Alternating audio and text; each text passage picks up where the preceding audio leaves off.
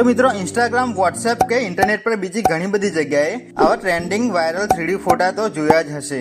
તો આવા ફોટા તમારા ફોનમાં તમારી જાતે કઈ રીતે ક્રિએટ કરવા, અને હા, ઇન્ટરનેટ પર તો ફક્ત એક કે બે પ્રકારના જ ફોટા આવા જોવા મળે છે, પરંતુ આવા અલગ અલગ પ્રકારના 10 થી પણ વધારે ટ્રેન્ડિંગ ફોટા કઈ રીતે બનાવવા એ પણ તમારા ફોનમાં, તેના વિશે આજે આ વિડીયોમાં જોઈશું।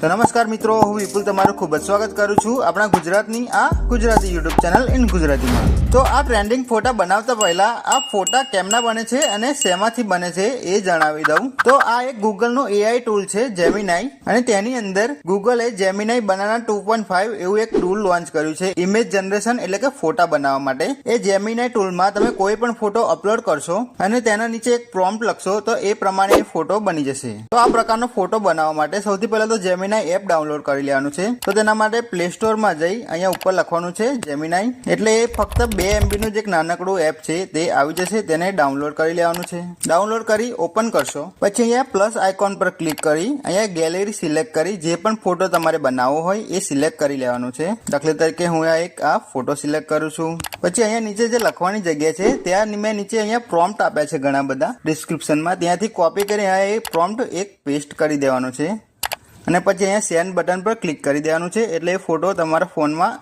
બની જશે।